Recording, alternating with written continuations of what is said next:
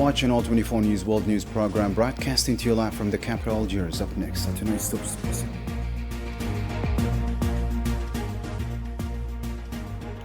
More martyrs reported among the displaced in Gaza Strip due to Zionist fire, while Hamas frames the truce talks around a full withdrawal and prisoner exchange.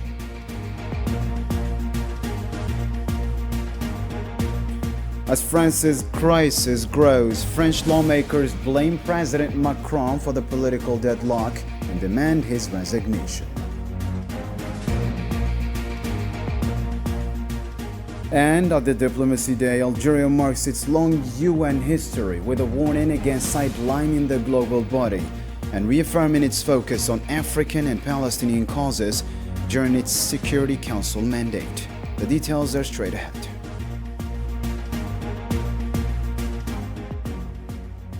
Welcome back. First off in our news tonight, 2 Palestinians were killed and several others injured on Wednesday morning after Zionist occupation forces opened fire on civilians in Rafah, south of the Gaza Strip. The Nasser Medical Complex said the attack targeted starving people gathered near the U.S. aid distribution center north of the city.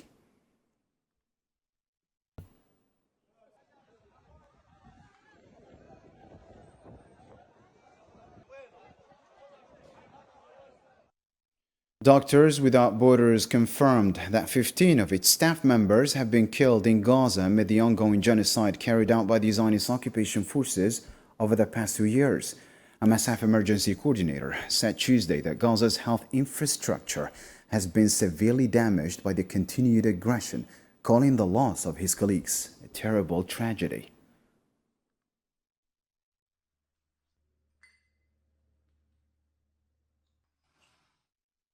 The Qassam Brigades, Hamas's military wing, announced Tuesday that its fighters killed and wounded Zionist soldiers in an operation south of Khan Yunis. In a telegram post, the group said it targeted 2 Hammer military vehicles with Yasin 105 missiles along the supply line near the Jurat al-Lut clinic, adding that Zionist helicopters later evacuated the dead and wounded.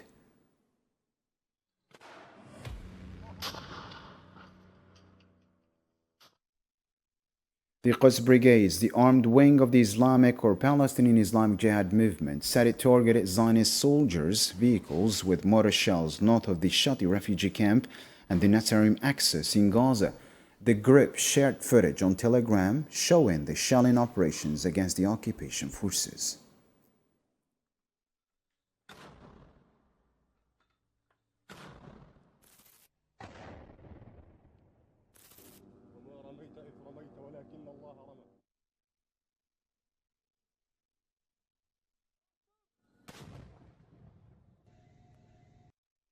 Hamas announced Wednesday that prisoner exchange lists were finalized in line with the agreed criteria and numbers. The movement said talks also focused on ending the war, ensuring the withdrawal of occupation forces from Gaza Strip, and completing the prisoner swap. Hamas affirmed that its delegation in Sharm el-Sheikh showed positivity and responsibility to advance the deal, praising mediators' efforts to overcome obstacles to the ceasefire's implementation.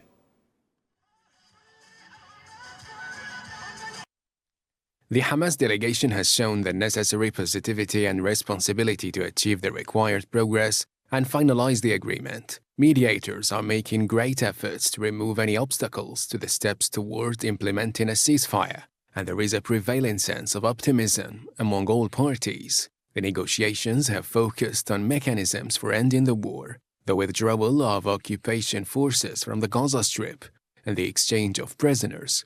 Today, lists of prisoners to be released were exchanged in accordance with the agreed criteria and numbers. Indirect negotiations involving all parties and mediators are continuing today. And in the latest updates of this file, Donald Trump, the U.S. president, announced on Wednesday that Palestinian Hamas movement and Israel have signed off the first phase of the U.S. proposed Gaza deal, allowing for the release of all Israeli hostages. Trump also said that the signing means that all of the hostages will be released very soon and Israel will withdraw their troops to an agreed-upon line as the first steps toward a strong, lasting, and definitive peace. Similarly, Egyptian President Abdel Fattah al-Sisi expressed hope that U.S. President Donald Trump will attend the signing ceremony of the Gaza Agreement in Egypt if negotiations lead to a final deal. Speaking at the Police Academy graduation ceremony for the 2025 class, al-Sisi said Trump's attendance would mark an important step toward a ceasefire, the entry of humanitarian aid, and Gaza's reconstruction, paving the way for the two-state solution.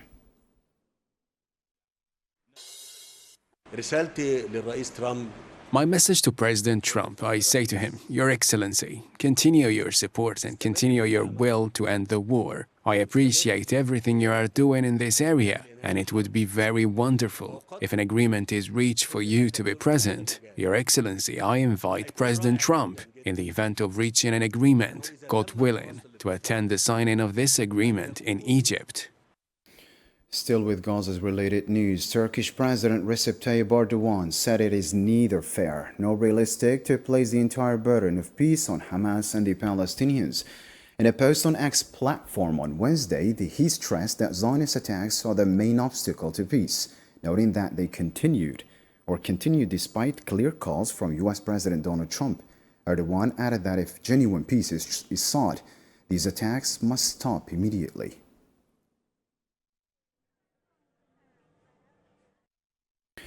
The war on Gaza has ignited global public opinion that threatens Israel's long-term future. According to the Wall Street Journal, the American newspaper reported that Israel has become more isolated than ever, with anger spreading from the Islamic world to Europe and the United States. It noted that a growing segment of American society now opposes Washington's support for Israel, warning that the attacks on Gaza are making it politically isolated and could cost it Western support.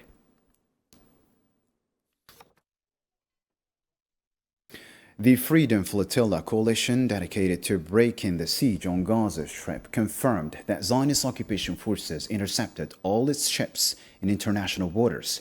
Media reports said the forces have taken full control of the flotilla and detained around 150 activists on board as the vessels were diverted toward the port of Asdod.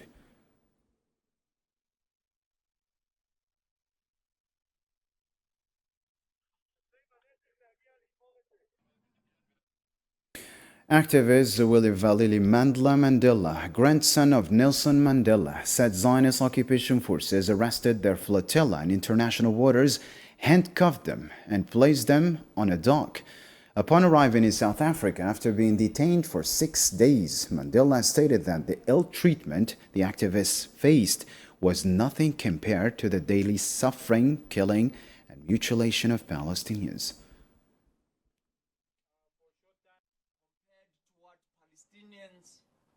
We were handcuffed with cable ties, tied tightly behind our backs, taken off our boats and put on the platform, paraded for all the Israelis and the allies in Europe and the West and the global community to see.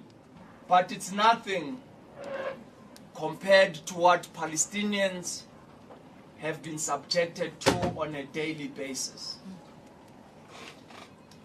We were kidnapped on international waters. Palestinians are attacked, maimed, and killed.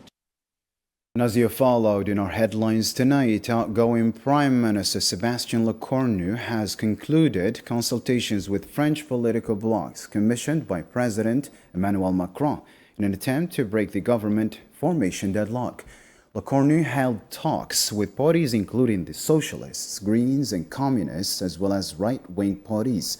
Left-wing parties led by Left Front Insoumise insisted that resolving the crisis requires President Macron's departure, holding him responsible for the current situation.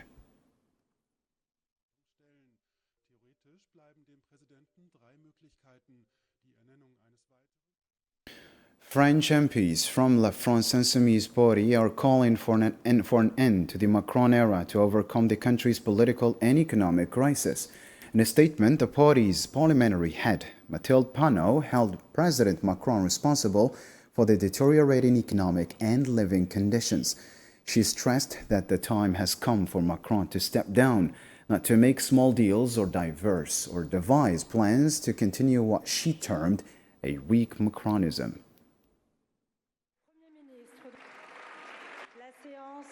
Emmanuel Macron aujourd'hui, qui a fermé des usines, qui a fermé des hôpitaux, qui a fermé des écoles. Emmanuel Macron has shut down factories, hospitals and schools while 11 million people are living in poverty in the world's 7th largest economy. The time has come to put an end to Emmanuel Macron's rule. This is not the moment for small deals or plans to pursue a weaker version of Macronism. It is time to turn the page. I believe that those who fear returning to the ballot box simply want to continue Macron's policies in one form or another. And that's exactly what we've been witnessing recently. When 73% of the French people are calling for the President of the Republic to step down, and when former Macronist prime ministers themselves say that Emmanuel Macron must leave, I believe Emmanuel Macron has become a hopeless case. French politicians and former ministers are calling for a way out of the political and economic crisis that has gripped the country for over 2 years. Former Prime Minister Edouard Philippe said in a press statement that early presidential elections are the only honorable solution for President Emmanuel Macron and the best path to end the deadlock. He also urged the appointment of a consensus Prime Minister to draft a national budget.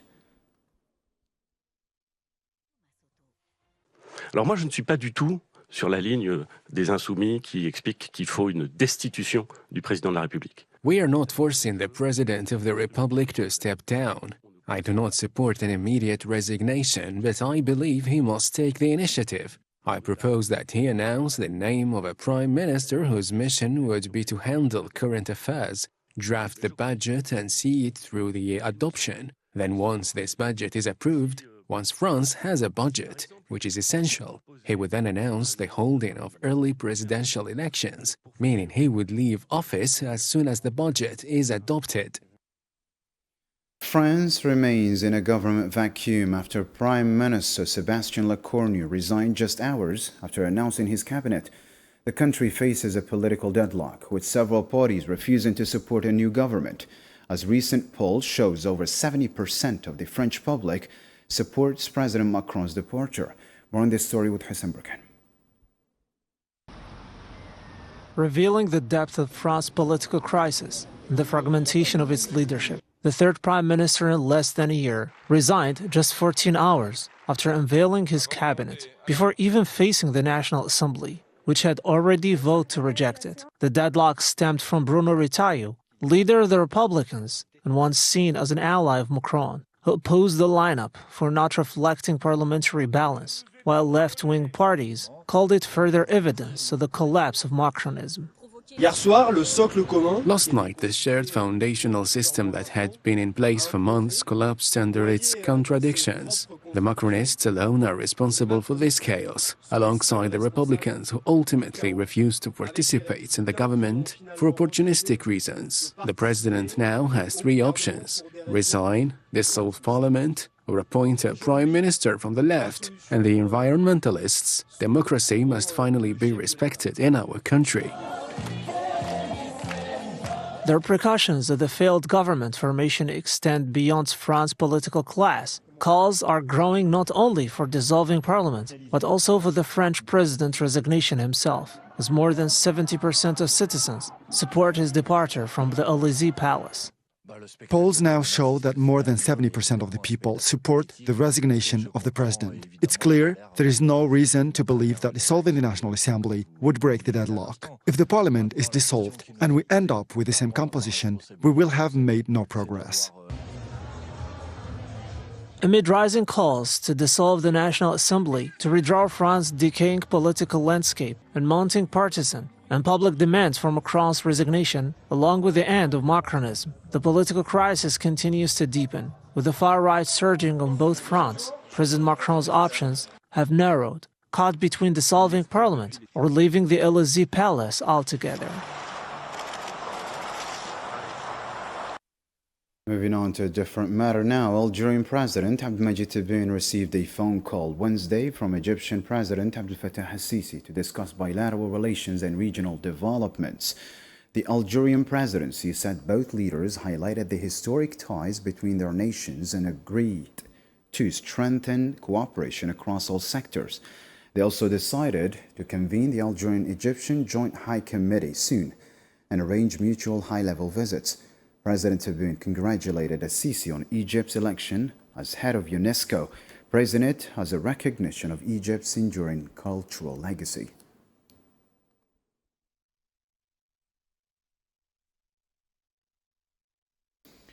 Algerian Minister of State and Foreign Minister Ahmed Attaf said Tuesday that establishing and activating the Joint Government Committee with Slovenia marks a step forward in strengthening the institutional framework of bilateral relations. He added that both sides agreed to intensify efforts to boost trade, noting that the current exchange level does not reflect the true potential of the two countries.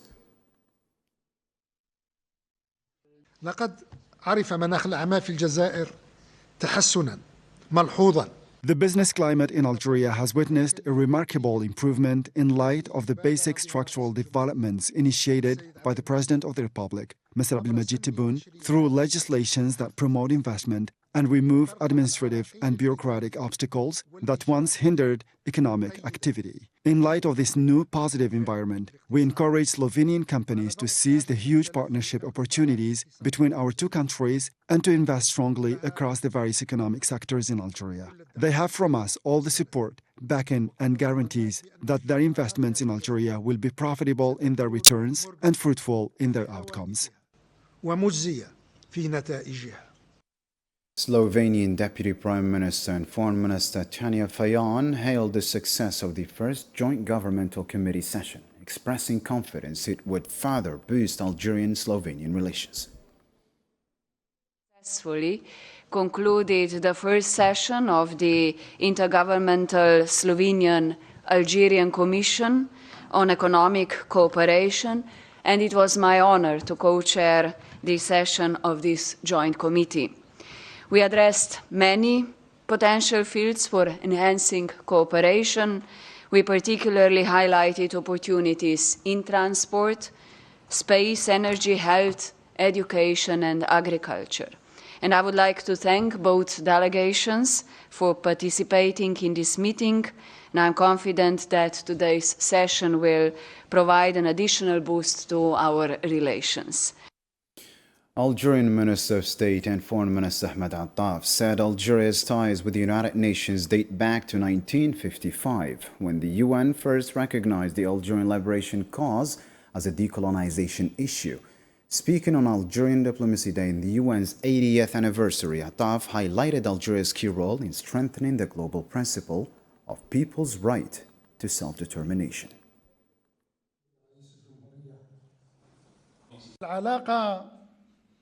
The relationship between Algeria and the United Nations is first and foremost a deeply rooted one. Its foundations go back to when the organization embraced the Algerian liberation cause and placed it on the agenda of the General Assembly on September 30th, 1955, as the first decolonization issue. Indeed, the Algerian liberation cause was the very first decolonization issue to be directly included in the agenda of the UN General Assembly. Today, as we celebrate the 70th anniversary of this historic milestone, coinciding with the 80th anniversary of the creation of the United Nations, we, as Algerians, do not forget.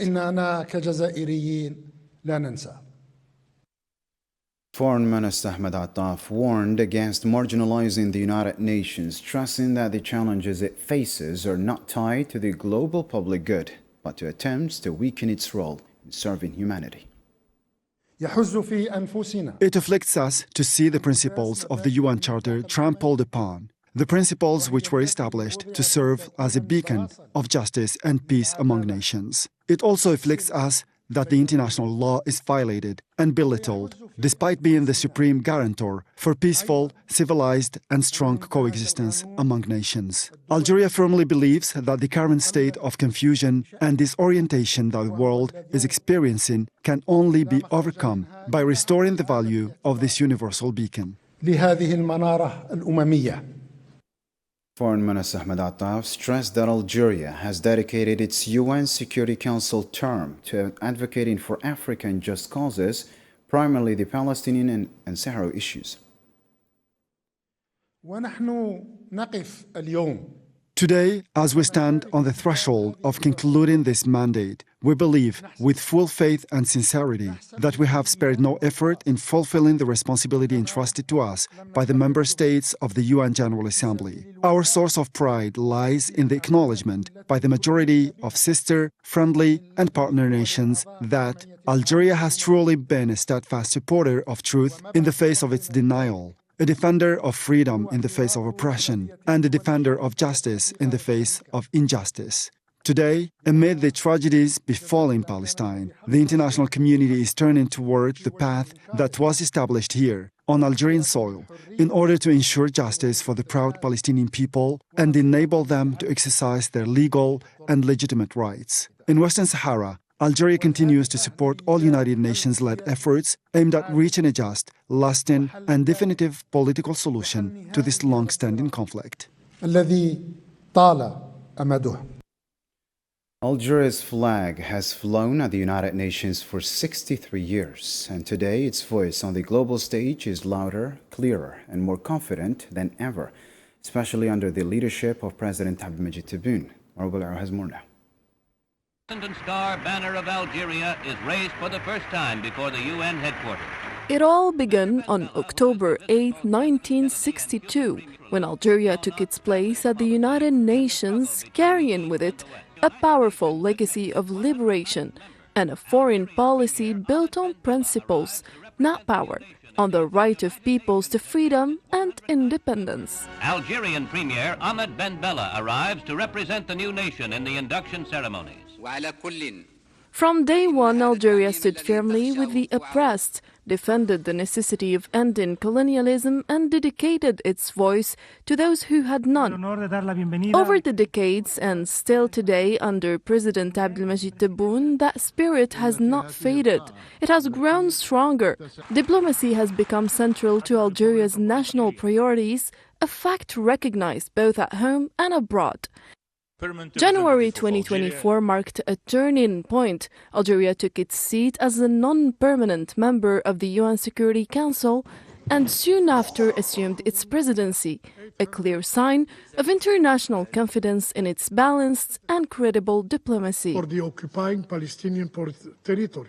Within the halls of the United Nations, Algeria has remained firm in its positions, defending Palestine, championing the right of the Sahrawi people to self-determination, and condemning double standards. President Tebboune has made it clear justice and sovereignty are not up for negotiation. والعزائم قوية لتحقيق تطلعات شعوبنا المشروعة. On the African stage, Algeria leads calls for African solutions to African problems, rejecting foreign interference and advocating for fairer representation for the continent and international decision-making. As the United Nations celebrates its 80th anniversary, Algerian Minister of State, Foreign Minister Ahmed Attaf underlined Algeria's message: loyalty to the UN Charter, unity with Africa, and a stronger global voice for justice.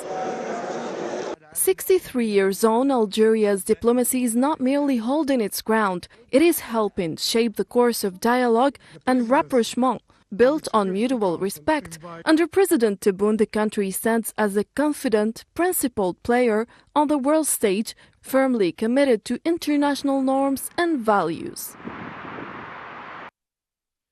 President the 13th NAPAC. We're moving on to a different news story now. The 13th NAPAC exhibition and conference featured 513 companies from 67 countries, according to its general manager, Jafar Yassini. Yassini stated that the strong international participation reflects great interest in the Algerian market, which is seen as a stable and reliable country in the energy sector. He described the event as exceptional, featuring the latest energy and hydrogen innovations and strengthening Algeria's position as a key regional destination for cooperation and investment. Cette édition est exceptionnelle. The 13th edition of the exhibition was exceptional on all levels, both in terms of the number and the quality of participants. But it wasn't only our success. All these efforts are thanks to the Algerian government, the ministers, and the local authorities, who all contributed to the success of this edition. A Nafta and Omani company, Petrogas, have signed two new agreements to conduct geological and geophysical studies in the Hassi Tumiyat and Burma, Hassi Kiskasa areas in southern Algeria.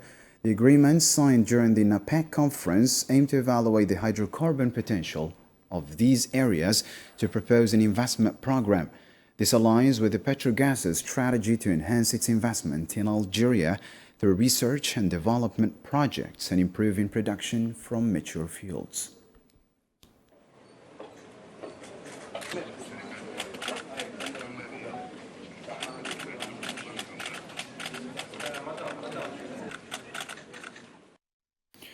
On a related note, and during the 13th edition of the Africa and Mediterranean Energy and Hydrogen Conference in Iran, foreign participants highlighted Algeria's pivotal role in the energy sector, viewing it as a valuable gateway for future investments. Nabil Khazini reports now. From the shores of the Mediterranean to the heart of the African continent, Algeria is stepping forward, a steady force in a world increasingly in search of stable energy havens. In Oran, on the western coast of Algeria, the 13th edition of the African and Mediterranean Energy and Hydrogen Exhibition did more than just bring industry professionals together. It became a global stage where Algeria was hailed as a pivotal player in the evolving energy landscape, securing its reputation as a cornerstone of energy security. Today, Algeria is safe. The security risks that characterized the upstream 30, 20, 10 years ago no longer exists. The regulatory environment is also the best it's ever been. The 2019 hydrocarbons law is in effect. The investment environment has never been better. And it's never been a better time to help them help you, and ultimately forge mutually beneficial partnerships for both Algeria and for its international partners. Foreign investors and global energy stakeholders all agreed on one thing: Algeria is a strategic partner. Beyond gas and oil, Algeria is now positioning itself as a future exporter of clean energy, working hand in hand with European partners on integrated projects for green hydrogen and renewable energies. As you can see, there is an opportunity for investors and foreign companies from around the world to connect with authorities in Algeria, including ministers and officials. In addition to networking with one another and with companies that provide oil and gas services, as well as those involved in the implementation and utilization of oil and gas, it is a valuable opportunity for communication among all stakeholders. Consequently, it opens the door to opportunities. With every international forum, Algeria cements its role not just as a source of energy, but as a driver of stability in a volatile world, a country signing its energy future in green ink and hydrogen. That brings us to the end of our news program for tonight. Thank you for watching. Good night.